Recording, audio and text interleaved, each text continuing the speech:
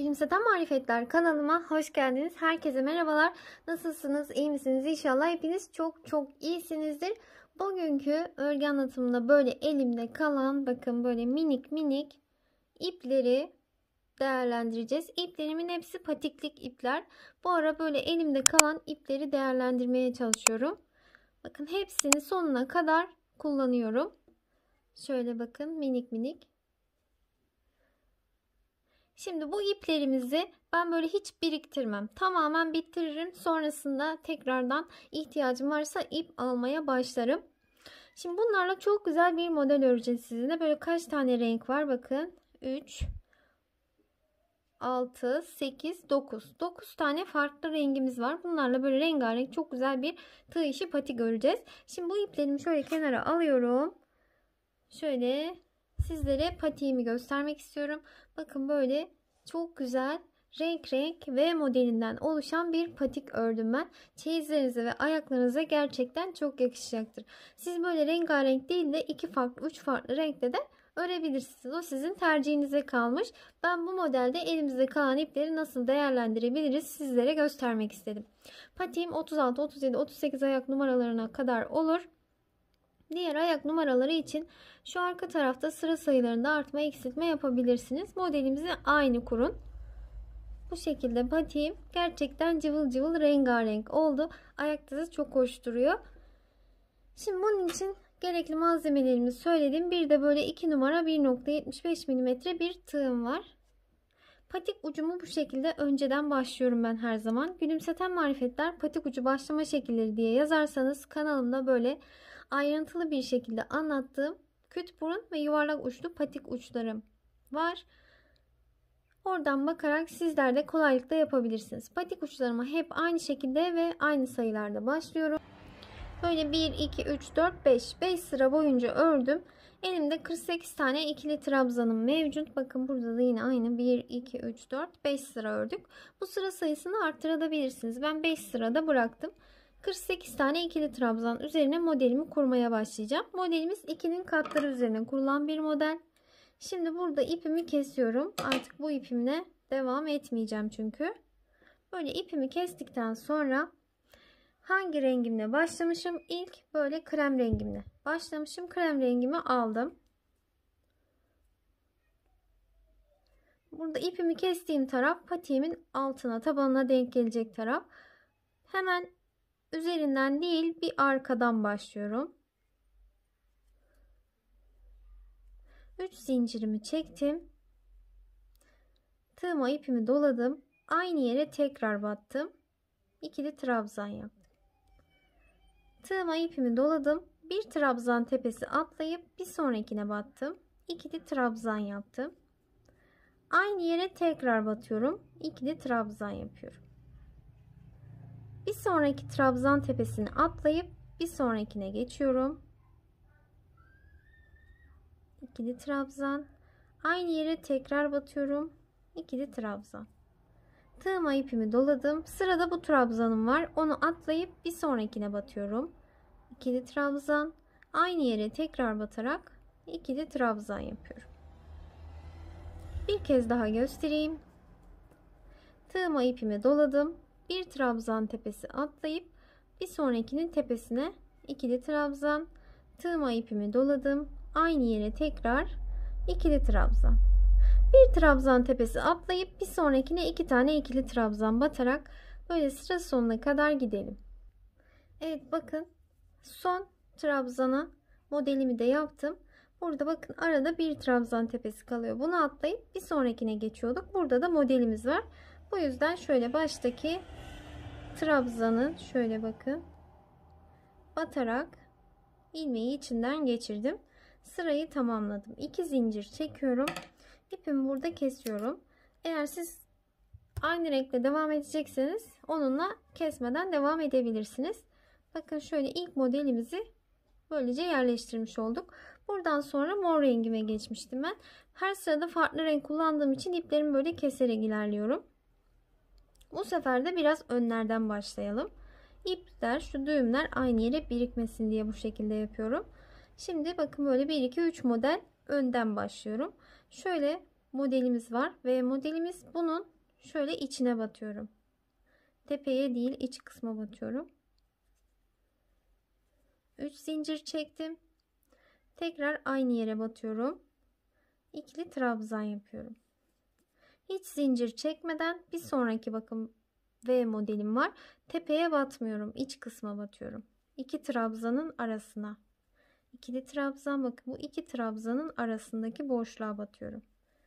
2 tane ikili trabzan. Bir sonraki modele geçiyoruz. Tepeye batmıyoruz. Bakın 2 trabzan arasındaki boşluğa batıyoruz. 2 tane ikili trabzan. Böyle sıralarımızı bu şekilde ilerleyeceğiz. Bu sırayı da bitirdikten sonra görüşelim. Evet, bu sırayı da tamamladım. Bakın böyle. Şu V modellerinin şöyle iç kısımlarına, yani şu 2 trabzanın arasına batarak modelimizi yapıyoruz. Tepeye batmıyoruz. Bakın şöyle. Böylece her sırada bir renk değiştirerek ilerleyeyim. Şimdi sarı rengime geçeceğim. Böyle ördüm ben. Kaç model yaptım? 1, 2, 3, 4, 5, 6, 7, 8, 9, 10, 11. 11 model yapmışım. Sonrasında bu kısmının yapımına birlikte geçelim. Evet arkadaşlar, bakın bu şekilde sıralarımı tamamladım ben. 1, 2, 3, 4, 5, 6, 7, 8, 9, 10, 11 sıra ördüm. Şurada da sizlere göstereyim. 1, 2, 3, 4, 5, 6, 7, 8, 9, 10, 11. 11 sıra böyle her sıra farklı farklı renklerde ördük. Bazı sıralarımız da aynı renk. Bu şekilde.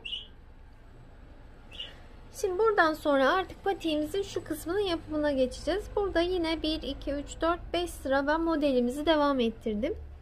Kırmızı ipimizi alalım.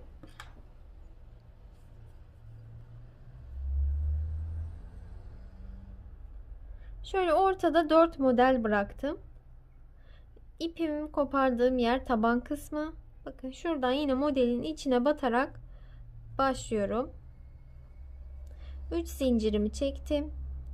Aynı V modelin içine tekrar batarak ikili trabzan yaptım. Bir sonraki V modelinin içine batıyorum. İkili trabzan. Aynı yere tekrar batıyorum. İkili trabzan. Yani modelimi aynı şekilde devam ediyorum. Hiçbir farklılık yok. Şöyle arada 4 model kalana kadar gidelim. Evet, bakın bu şekilde arada 1, 2, 3, 4 model bıraktım. Buradan sonra aynı renkle yapıyorsanız devam edebilirsiniz geriye dönüp. Ben bir farklı renge geçeceğim için 2 zincir çekerek ipimi burada kesiyorum. Sonrasında bir diğer rengime, yani yeşil rengime geçiyorum. Yine aynı modeli devam edeceğiz. Kaldığım yerden bakın buradan yine buradaki V modelinin içine batarak 3 zincir çekiyorum. Aynı yere tekrar batarak ikili trabzan yapıyorum. Aynı modeli devam ettiriyorum. Burada kalan iplerimizi kenar oyası yaparken içinden yürüterek yok edeceğiz. Onların bize hiçbir zararı olmayacak. Bu şekilde aynı modeli devam ettiriyorum. Bakın. Böyle diğer uç kısma geleceğim. Burada yine ipimi keserek farklı renklere geçeceğim. Bu sıraları böyle siz daha da uzatabilirsiniz. Ben 5 sıra yaptım modeli. 5 sıra yaptıktan sonra ikili trabzan yapmaya başlayacağız. Evet, bu şekilde sıralarımı tamamladım. Şöyle göstereyim. 1, 2, 3, 4, 5 sıra yaptım ben. Daha da bu sıraları fazlalaştırabilirsiniz. Artık buradan sonra gri rengime geçiyorum. Her bir trabzanın tepesine bir kez batarak hep ikili trabzan yaparak ilerleyeceğim. En son burada kalmıştım. Yine kaldığım yerden devam ediyorum. Baştaki trabzanın tepesine battım. 3 zincir. Tekrar bir sonraki trabzanın tepesine. Bakın böyle sırayla her bir trabzan tepesine batarak ikili trabzan yapıyorum. Sıradaki trabzanın tepesine. Böyle ikili trabzan yaparak ilerleyelim. Sıra sonuna geleceğiz. Sonra tekrar bu tarafa doğru döneceğiz. Böyle git gel yaparak 1, 2, 3, 4, 5, 6 sıra örelim. Sonra 3 sıra da topuk kısmını birlikte yapalım. Evet, bakın böyle de 6 sıra git gel yaparak gri rengimle ördüm. Şimdi artık son 3 sıramıza geldik. Burada topuk kısmını yapacağız. Bunun için şöyle ortadan 6 tane ikili trabzanı ayıralım. Bu tarafta ve bu tarafta eşit miktarda ikili trabzan olsun. Şimdi ben şöyle ayırdığım yere kadar ikili trabzan yaparak geliyorum. Şimdi orta kısma geldiğimde ayırdığım 6 tane ikili trabzan tepesine sık iğne olarak batıyorum. 1, bakın tığıma ipimi dolamadan batıp 2 ilmeği birlikte örüyorum. 2, 3, 4, 5 ve 6. Böyle 6 tane sık iğnemi ördükten sonra tığıma ipimi dolayarak ikili trabzan yaparak ilerliyorum. Sırayı ikili trabzan olarak bitirelim. Evet, sırayı tamamladım. Sonra tekrardan 3 zincir çekerek bir üst sıraya geçtim. İkili trabzan yaparak orta kısma kadar geldim. Bu ortadaki sık iğnelerimi şimdi 6 iken 3'e düşüreceğim. Bunun için bakın birinciye battım. İkinciye battım. 3 ilmeğin üçünü birlikte ördüm. Üçüncüye battım. Dördüncüye battım. 3 ilmeğin üçünü birlikte ördüm. Beşinciye battım. Altıncıya battım. 3 ilmeğin üçünü birlikte ördüm. Bakın 1, 2, 3'e düşürmüş olduk sık iğne sayısını. Ve tığıma ipimi dolayarak ikili trabzan tepelerine ikili trabzan batarak ilerliyorum. Şimdi sırayı ikili trabzan olarak bitirelim. Şimdi sıramı yine bitirdim. Bir üst sıraya geçtim. İkili trabzanların tepelerine batarak orta kısma kadar yine geldim. Buraya geldiğimde bakın burada 3 tane sık iğnem var. Yine onların tepesine batıyorum. Bakın 1, 2 ve 3. 4 tane ilmeğim var. 4'ünü birlikte bir kere de topluyorum. Ve tığıma ipimi dolayarak bakın sık iğne sayısını 1'e düşürdüm. Trabzan tepelerine ikili trabzan yaparak ilerliyorum. Bu bizim son sıramızdı. Bu şekilde sırayı bir bitirelim. Sıramı da tamamladım. Şöyle bakın modellerden itibaren 1, 2, 3, 4, 5, 6, 7, 8, 9, 10, 11, 12, 13, 14 sıra örmüş olduk. Bakın şu tarafını. Şimdi şöyle patiğimizin tersini çevirelim. Şöyle baştaki trabzanın tepesinden batalım. Buradan da bu ilmeğimizi alalım. Bakın ilmeğin içinden geçireceğiz.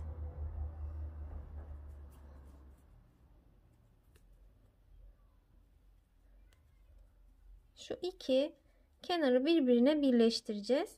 Baştaki sıranın trabzan başı, bir sonraki sıranın trabzan tepesine batarak sık iğne olarak örüyorum. Bakın ikisine birlikte batıyorum karşılıklı. Bakın öndeki sıranın trabzan tepesi, arkadaki sıranın trabzan tepesi. İkisine birlikte batıp bir kere de örüyorum. Böylece iki kenarı birleştirerek ilerliyorum.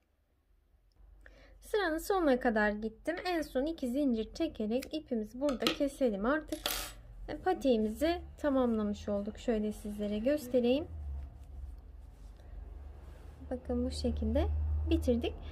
Şimdi buradan sonra ben etrafına bir kenar oyası dolandım.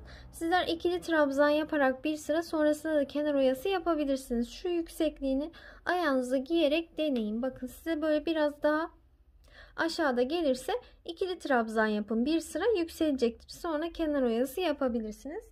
Ben direkt kenar oyası yaparak başladım. Çünkü bana bu yükseklik yeterli.